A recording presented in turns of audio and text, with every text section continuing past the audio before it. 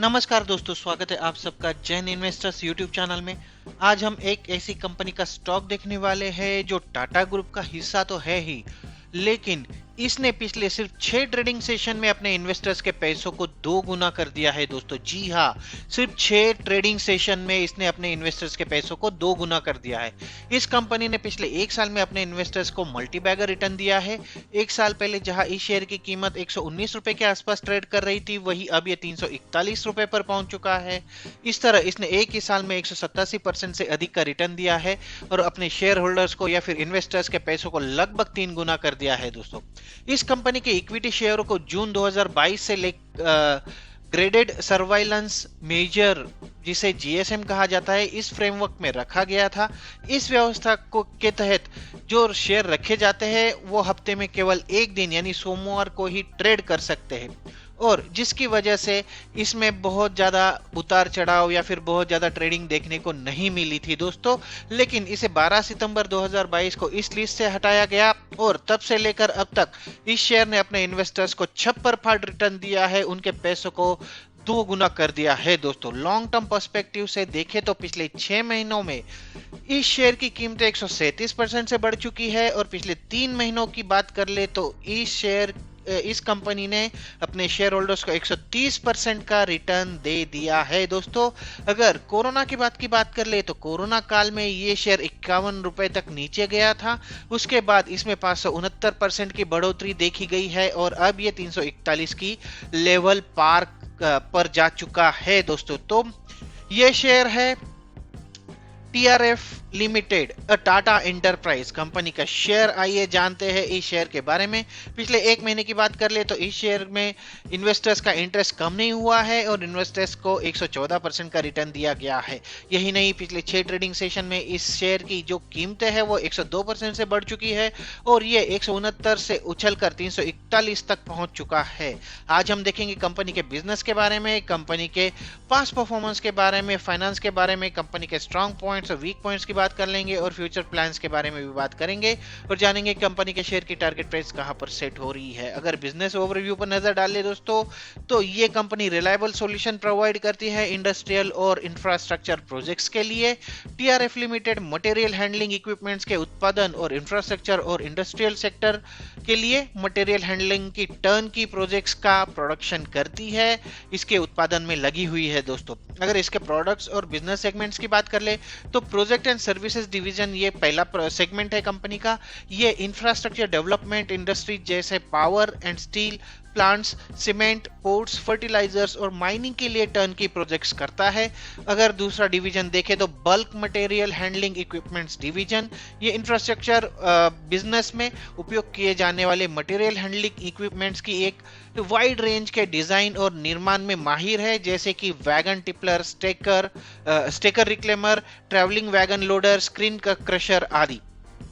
अगर देखें तो पिछले साल में इसने कौन कौन से प्रोजेक्ट कंप्लीट किए हैं, अगर FY21 की बात कर ले तो इसके दौरान टीआरएफ ने टीएसएल टाटा स्टील लिमिटेड के लिए विभिन्न प्रोजेक्ट्स को पूरा किया है, जिसमें वेस्ट बोकारो में वैगन लोडर का निर्माण और कमीशन, बूस्टर पंप हाउस और जोड़ा में इनपिट स्लिम डैम के लिए पाइपलाइन का काम शामिल है और एचएमसी कोक सर्किट के लिए वैगन टिपलर का नवीनीकरण भी किया गया है। अगर FY21 के दौरान की ही बात कर ले तो भेल मेजा, उसके बाद वाना कबोरी और नागारनार एनएमडीसी साइट पर 7 में से 2 सर्किट्स को पूरा किया गया है, जबकि जहाज अनलोडर को इफ्को पैरादीप में कमीशन ऑलरेडी किया गया है। एनटीपीसी एनजीपीसी नबीनगर साइट पर बॉटम डिस्चार्ज वैगनों की पहली रेक को ट्रैक हॉपर में उतार दिया गया, जबकि कंपनी द्वारा प्रदान की गई कोयला हैंडलिंग सिस्टम के माध्यम से 660 मेगावाट की दूसरी यूनिट का कमर्शियल ऑपरेशन भी यहां पर शुरू हो गया है दोस्तों। ये सारे प्रोजेक्ट जो है इसने पिछले साल एक ही साल में कंप्लीट कर चुके हैं। अगर एक नजर डाल ले कंपनी के ऑनगोइंग प्रोजेक्ट्स पर तो अगर ऑनगोइंग प्रोजेक्ट में देखें तो अरवली में, एचडीसी हल्दिया में, इसके साथ साथ Jindal steel and power limited Barbil में, कृष्णपट्टनम पोर्ट पर एनएमडीसी, उसके बाद साथ एनटीईसीएल वेल्लूर में, एनटीपीसी बारह में और एनटीपीसी मौदा में कंपनी के प्रोजेक्ट्स ऑलरेडी शुरू है। ये मतलब ऑलरेडी इन पर काम चल रहा है दोस्तों। इसके साथ साथ अगर कंपनी किन किन जॉइंट वेंचर्स पे काम कर रही है या फिर किस किस कंपनी के साथ जुड़ी हुई है, ये अगर देखना है तो हम वो भी आपको बता रहे हैं दोस्तों। कंपनी के पास दो पूर्ण स्वामित्व वाली सहायक कंपनियां हैं और पूरी तरह से स्वामित्व वाली सहायक कंपनियां भी है। Dutch Lanka trailer manufacturers limited एक पूर्ण स्वामित्व वाली सहायक कंपनी ने Tata international DLT private limited, Tata international limited और डीएलटी के बीच 50-50 संयुक्त उद्यम जिसे जॉइंट वेंचर कहा जाता है, इसमें आयोजित अपनी पूरी हिस्सेदारी को 24.5 करोड़ के कुल मूल्य पे बेच दिया है और इसे खरीद लिया है कंपनी ने। अब नजर डालेंगे कंपनी के की कस्टमर्स पर। जैसा कि आप देख पा रहे हो दोस्तों, Tata steel, Tata power, national thermal power corporation, steel authority of India limited, national mineral development corporation NMDC, Bharat heavy electricals limited, भेल, कृष्णपट्टनम पोर्ट आदि कंपनी के जो मेन या फिर कुछ की क्लाइंट्स के नाम है। यहाँ पर काफी बड़े बड़े नाम शामिल है दोस्तों। अब नजर डालेंगे दोस्तों कंपनी के फाइनेंशियल नंबर्स पर, लेकिन आगे बढ़ने से पहले दोस्तों फिर से एक बार, अगर आपको मेरे वीडियोस पसंद आ रहे हैं तो इन्हें लाइक जरूर कीजिए और अगर अभी तक आपने मेरा चैनल सब्सक्राइब नहीं किया है तो इसे सब्सक्राइब कर लीजिए ताकि ऐसी ही नई नई जानकारी आप तक पहुंचाता रहूं। और अगर आपको मेरे वीडियोस के नोटिफिकेशन भी मिलने चाहिए तो बेल का आइकॉन प्रेस कर दीजिए और ऑल का ऑप्शन सिलेक्ट कर लीजिए जब भी आप सब्सक्राइब करें, ताकि सारे नोटिफिकेशंस आपको घर बैठे मिल जाएंगे, आपसे कोई चीज मिस नहीं होगी। तो चलिए आगे बढ़ते हैं और देखते हैं कंपनी के फाइनेंशियल नंबर्स के बारे में। अगर देखें तो फाइनेंशियल ओवरव्यू में अगर बात कर ले तो कंपनी जो है टीआरएफ लिमिटेड, ये आज भी लगभग 5% का अपर सर्किट छू लिया है कंपनी ने। कंपनी का मार्केट कैपिटलाइजेशन 376 करोड़ रुपए, करंट प्राइस 341 रुपए की और यही इसका 52 वीक हाई भी है। 106 रुपए तक ये नीचे जा चुकी थी या फिर 52 वीक का लो लेवल जो है वो 106 रुपए का है। अगर स्टॉक पी की बात कर ले दोस्तों तो 23.8 का है और इंडस्ट्री पी जो है वो 24.2 का है। बुक वैल्यू -473 रुपीज की है। आरओई और आरओसी के आंकड़े हमारे पास उपलब्ध नहीं है, लेकिन फेस वैल्यू कंपनी के शेयर की है 10 रुपए, लेकिन ये कंपनी डिविडेंड प्रोवाइड नहीं करती है दोस्तों। पिछले एक साल का ईपीएस रहा है 14.4 रुपए और प्रॉफिट ग्रोथ रहा है 117% का। ठीक है, चलिए बढ़ते हैं अगले सेक्शन पर। क्वार्टरली रिजल्ट्स की बात कर लेते हैं। अगर इसमें देखें तो जून 2021 के आंकड़े, उसके साथ साथ मार्च 2022 के आंकड़े और जून 2022 के आंकड़े हम यहाँ पर कंपेयर करने वाले हैं। अगर टोटल सेल्स की बात कर ले तो 16 करोड़ रुपए सेल्स था जून 2021 में, जो बढ़कर 49 करोड़ रुपए हो गया मार्च 2022 में और 41 करोड़ रुपए हो गया जून 2022 में। अगर ऑपरेटिंग प्रॉफिट की बात कर ले तो 11 करोड़ रुपए का नुकसान हुआ था कंपनी को 2021 के जून तिमाही में, लेकिन 13 करोड़ रुपए का प्रॉफिट हुआ था कंपनी को पिछली तिमाही में जो मार्च 2022 में खत्म हुई थी और जून 2022 की तिमाही में कंपनी को 15 करोड़ रुपए का ऑपरेटिंग प्रॉफिट दिखा रही है।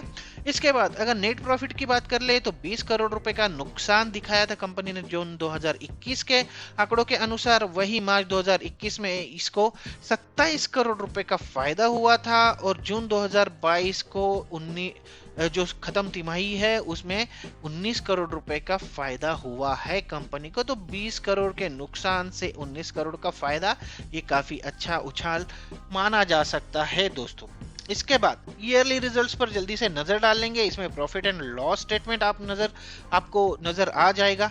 अगर देखें तो एक कंसर्न है मेरा यहाँ पर, अगर यहाँ से देखें आप कंटिन्यूअस कंपनी का जो सेल्स है उसमें कमी देखी जा रही है दोस्तों। मतलब यहाँ तक मार्च 2021 तक कंपनी का जो सेल्स का डेटा है वो कंटिन्यूअसली डाउन होता जा रहा है। इस पे हम जरूर बात करेंगे। ये हमारा ये मेजर निगेटिव पॉइंट मुझे यहाँ पर दिख रहा है।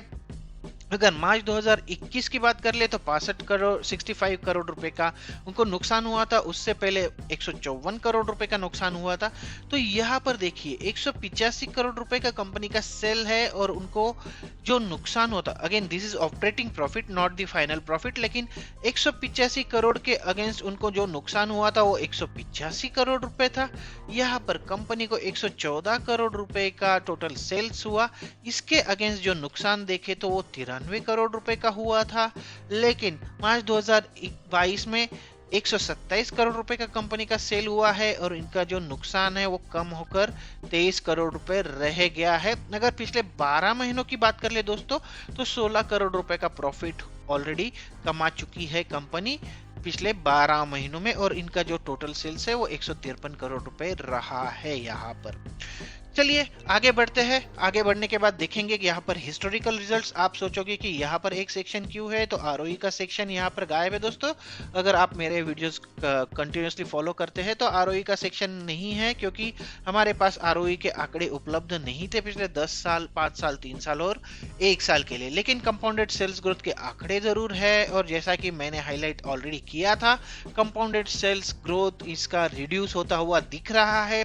पिछले 10 सालों के लिए -21% का CAGR, उसके बाद 5 सालों के लिए -25% का आंकड़ा, और उसके बाद 3 साल के लिए -17% का आंकड़ा दिखा रहा है कंपाउंडेड सेल्स ग्रोथ। लेकिन पिछले 1 साल में इसमें 29% की बढ़ोतरी देखी गई है। अगर कंपाउंडेड प्रॉफिट ग्रोथ की बात कर ले तो 5 साल के लिए कंपनी का, 10 साल के लिए तो हमारे पास आंकड़ा नहीं है, लेकिन 5 साल के लिए भी कंपनी का जो प्रॉफिट ग्रोथ था वो कंपाउंडेड प्रॉफिट ग्रोथ 4% का ही आंकड़ा था। लेकिन 3 साल में कंपनी का जो प्रॉफिट ग्रोथ रहा है 19%, और पिछले 1 साल में शानदार बढ़ोतरी यहाँ पर 117% का कंपाउंडेड प्रॉफिट ग्रोथ।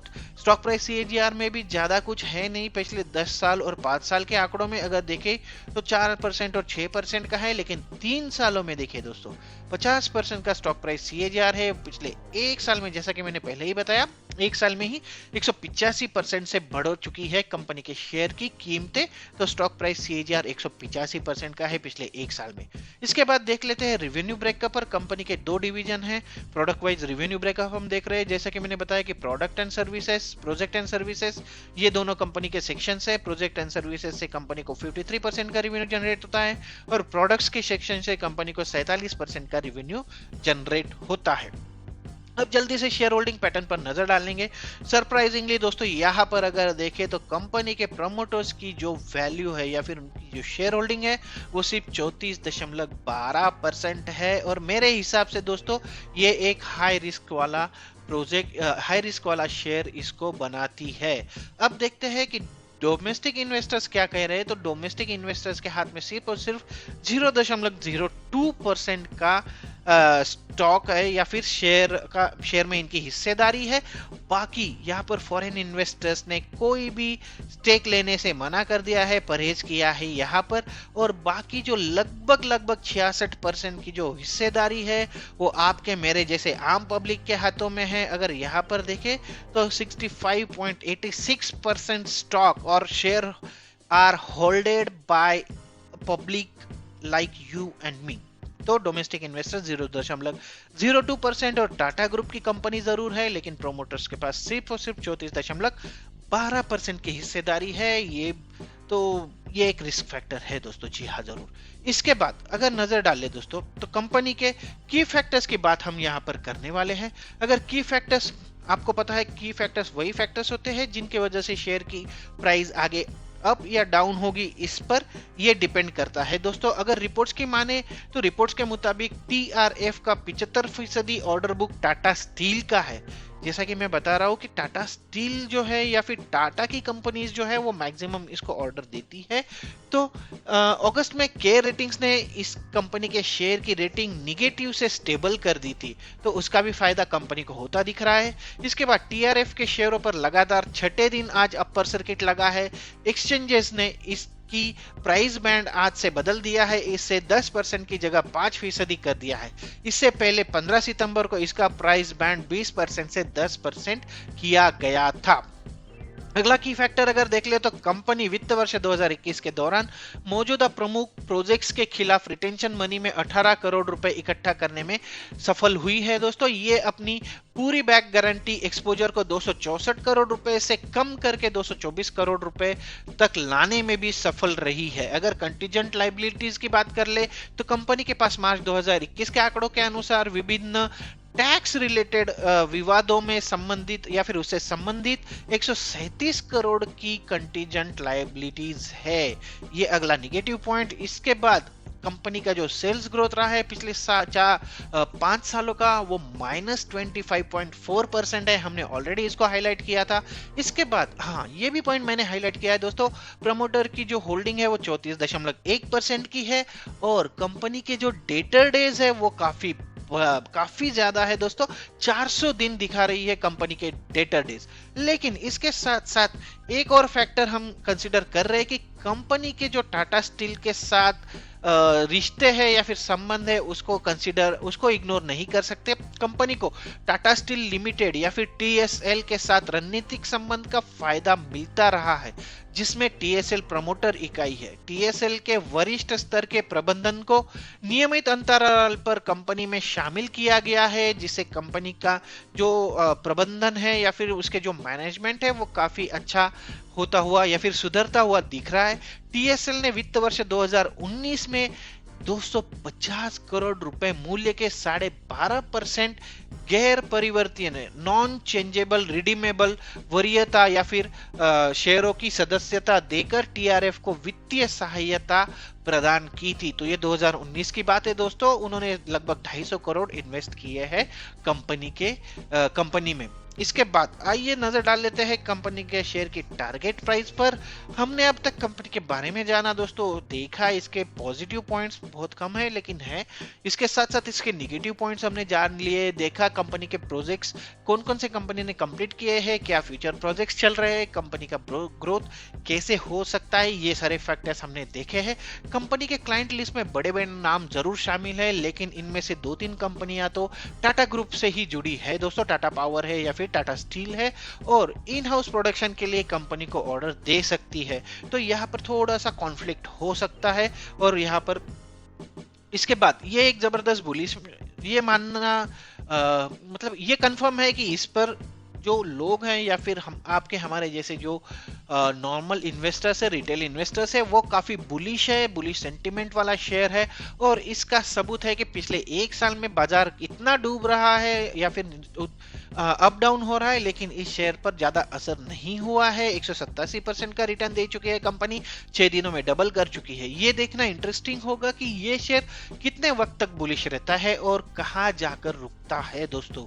ओवरऑल ये शेयर शॉर्ट टर्म पर्सपेक्टिव से इन्वेस्ट करने लायक लग रहा है, वो भी इसलिए क्योंकि ये टाटा ग्रुप का हिस्सा है, इसीलिए मैं इसमें इन्वेस्ट करने की, लेकिन शॉर्ट टर्म के लिए इन्वेस्ट करने की सलाह दे रहा हूं।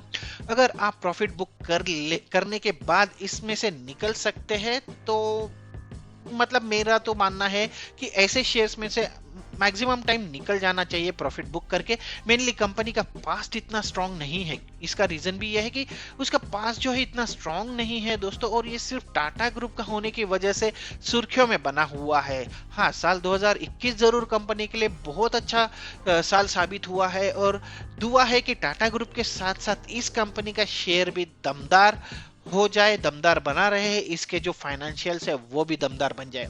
कंपनी स्टील सेक्टर में टाटा स्टील से बड़े कैप्टिव ऑर्डर की उम्मीद भी कर रही है और इस बीच ये सेक्टर में स्पेयर्स एंड O&M से संबंधित अवसरों को आगे बढ़ाती रहेगी। ये एक पॉइंट है।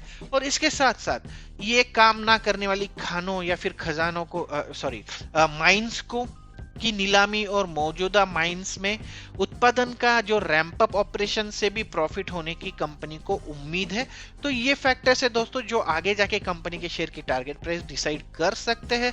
अगर आप शॉर्ट टर्म के हिसाब से इन्वेस्ट करना चाहते हैं और प्रॉफिट बुकिंग करना जानते हैं तो ये कंपनी आपके लिए अच्छा ऑप्शन साबित हो सकती है। अगर सारे फैक्टर्स को कंसीडर किया जाए तो अगले 1 साल में अगर सब कुछ ठीक रहा, अगर कंपनी का फाइनेंशियल भी अच्छा बन गया, कंपनी को अच्छे अच्छे ऑर्डर्स वापस मिले तो कम से कम 50 या 60% की बढ़ोतरी इसमें देखी जा सकती है, ऐसा हमारा मानना है। और कंपनी के शेयर की प्राइस 500 से 550 की लेवल छू सकती है। लेकिन दोस्तों उसमें एक और पॉइंट मैं आपको जरूर बताना चाहूंगा, अगर ऐसा ही इस पर बुलिश सेंटीमेंट चलता रहा तो अगले एक साल जरूर, एक साल में क्या अगले एक महीने में भी ये शेयर फिर से डबल हो सकता है। लेकिन उसकी उम्मीद एटलीस्ट मुझे तो कम है, मतलब अगर लॉजिकली सोचे तो मुझे इतनी उम्मीद नहीं है। लेकिन फिर भी शेयर मार्केट है दोस्तों, इसमें कुछ कहा नहीं जा सकता। तो आपकी सूझबूझ के साथ भी थोड़ा सा डिसीजन ले इस शेयर के ऊपर। तो ये था दोस्तों टीआरएफ लिमिटेड कंपनी का शेयर का फुल एनालिसिस। आशा करता हूं कि ये वीडियो आपको पसंद आएगा और आपकी हेल्प करेगा आगे की स्ट्रेटेजी डिसाइड करने के लिए। तो आज के वीडियो में बस इतना ही, मिलते हैं अगले वीडियो में एक नए शेयर के साथ, एक नई जानकारी के साथ। तब तक के लिए नमस्कार दोस्तों।